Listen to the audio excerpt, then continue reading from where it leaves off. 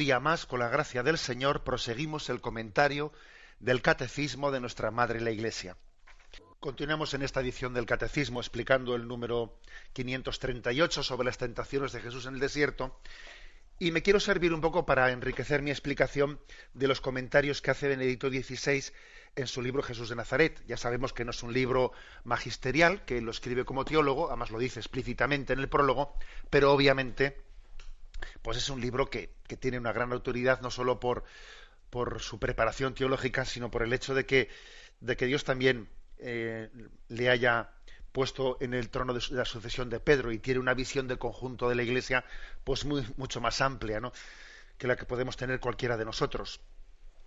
Bueno, pues comentando las tres tentaciones, dice el Papa en su libro lo siguiente. La primera tentación es: si eres hijo de Dios, haz que estas piedras se conviertan en pan. Y el Papa comenta, esto nos recuerda, ¿no? Si eres hijo de Dios, baja de la cruz. Es como una petición de pruebas que en el Evangelio aparece de distintas formas. Haz un signo para que creamos. En nuestra vida muchas veces también se le lanzan retos así a Dios. Si existes, tienes que. Si existes, háznoslo ver. Si Dios existe, ¿por qué no sacia el hambre de los pobres? Y además en el desierto no envió el maná. Bueno, pues que lo haga también hoy. O sea, es una especie como de reto, de prueba, así, de tono blasfemo contra Dios. Si eres hijo de Dios, haz que me lo tienes que demostrar como yo te diga. Bueno, frente a esta tentación, Benedicto XVI pone ahí una cita de un sacerdote jesuita, Alfred Delp, que fue ejecutado por los nazis. Una cita conmovedora, por cierto, que dice: el pan es importante, la libertad es más importante, pero lo más importante es la fidelidad constante y la adoración a Dios jamás traicionada. Es decir, cuando se respeta esta jerarquía de los bienes, es cuando el hombre entiende la vocación para la que ha sido creado. Pero cuando no se respeta esta jerarquía, entonces se produce la debacle. Repito la cita, dice: el pan es importante, la libertad es más importante, pero lo más importante es la fidelidad constante y la adoración jamás traicionada. Es decir, la tentación primera es: haz que si existes, haz que estas piedras se conviertan en pan. Como diciendo, aquí lo importante es el pan. Mira, más importante que el pan es la libertad. Y todavía más importante que tu libertad es tu fidelidad y adoración a Dios. El orden jerárquico de los valores es muy importante, pero muy importante. Porque cuando una cosa que es tercera es puesta a la primera, ya hemos deformado absolutamente el orden moral. Dice el Papa, no en vano, no olvidemos que existe el otro episodio de la multiplicación de los panes. Aquí Jesús se negó a convertir las piedras en pan, pero en otro contexto multiplicó los panes. Y Benedicto XVI reflexiona: ¿y por qué allí sí y aquí no? Claro, pues porque no se está negando la importancia del pan. Jesús mismo nos dijo que rezásemos pidiendo el pan nuestro de cada día. Pero se trata de hacerlo en una jerarquía, en un equilibrio. Cuando Jesús multiplicó los panes, lo hizo ante una multitud que había ido allí para buscar a Dios, que había ido para escuchar la predicación de la palabra de Dios, que como era tarde, ya no podían retirarse y no había pan suficiente para que comiesen, ni multiplicó los panes. Pero ahí el pan no era como un querer pan y no escuchar la palabra de Dios. Sin embargo, aquí sí es: mira, haz que las piedras se conviertan en pan y déjame de rollos. O sea, el problema, obviamente el pan no es malo, el pan es un don de Dios. El peligro es cuando el pan se pone por encima de la libertad del hombre. Y cuando la libertad del hombre se pretende poner por encima de la fidelidad a Dios. Ese es el problema, el de la jerarquía de los valores. La segunda tentación. La segunda tentación, la conocéis, tiene un contexto bíblico.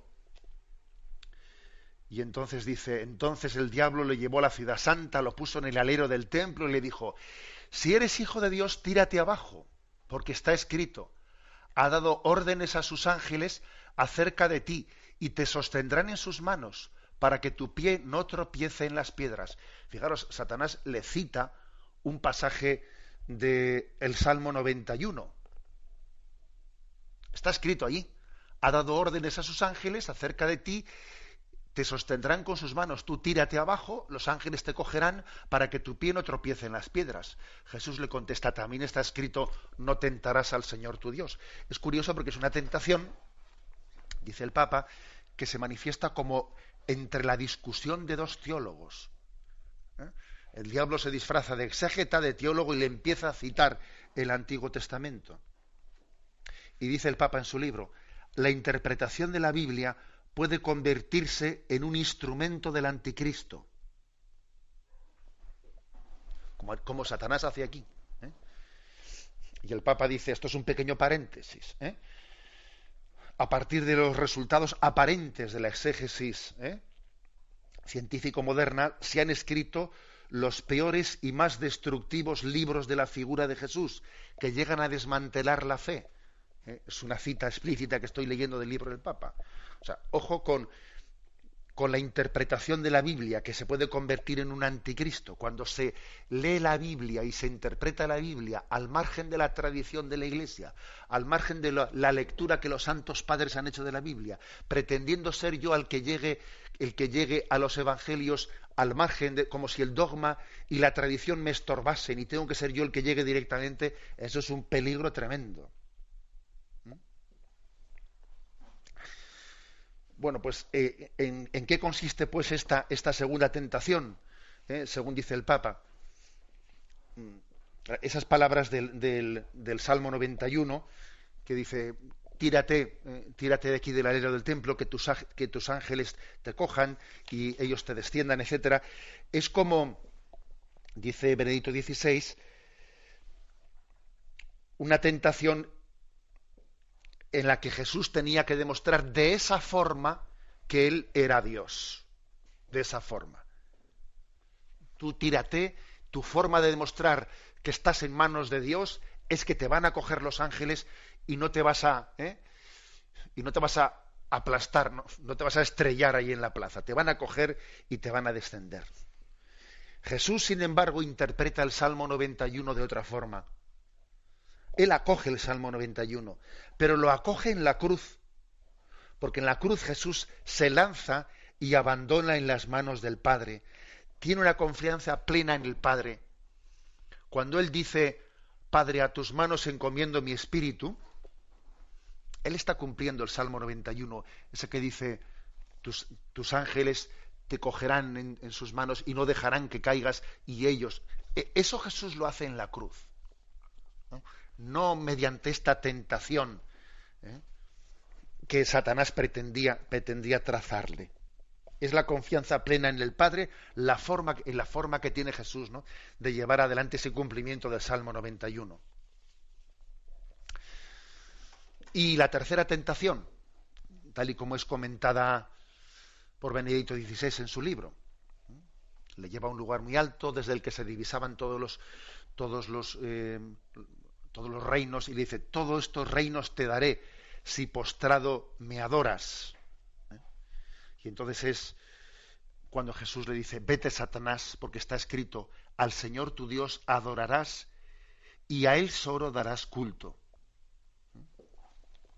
Y entonces dice, según San Mateo, el diablo se marchó, y he aquí que se acercaron los ángeles y le servían a Jesús.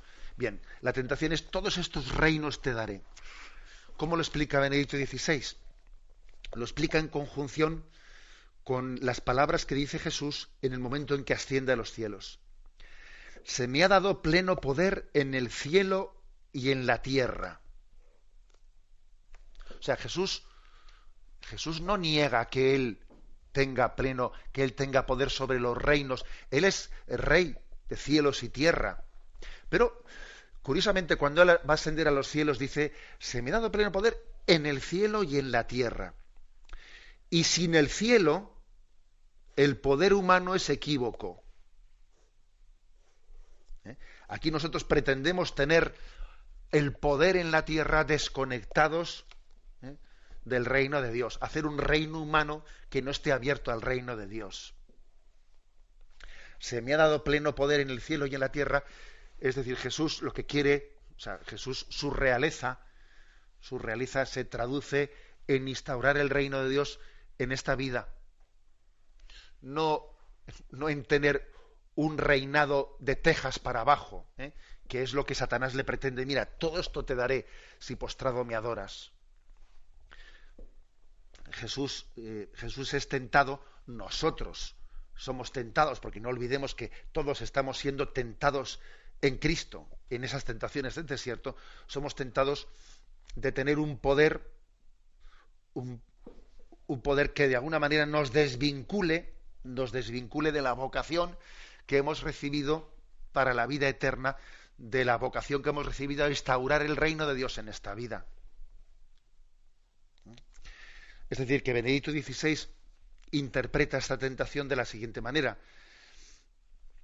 A Jesús Satanás pretende darle el poder de este mundo, pero desvinculado de su vocación mesiánica. Oiga, yo no quiero poder sobre este mundo si no es para utilizarlo bien, si no es para utilizarlo bien y conducirlo a la instauración del reino de Dios en esta vida. Es como decir, ¿a ti para qué te sirve el poder? ¿Para qué te sirve el dinero? Si no es como un instrumento para acercarnos a Dios. ¿Para qué te sirve? Eso es lo que decía San Ignacio de Loyola en la meditación del principio y fundamento de los ejercicios espirituales. Los bienes, el dinero y todos los bienes materiales, en tanto y cuanto me ayuden para llegar a Dios, me serviré de ellos. Y en tanto y cuanto me estorben para llegar a Dios, pues lo que tengo que hacer es desprenderme de ellos. Pero, por eso, cuando Jesús va a ascender a los cielos, se dice, se me ha dado pleno poder en el cielo y en la tierra. Ojo, y no puede ser no puede estar desligado el cielo de la tierra. Es decir, yo no puedo pretender establecer aquí un reino como si este reino fuese a ser definitivo, que no. Que de lo que se trata es de hacer de este mundo la antesala del cielo.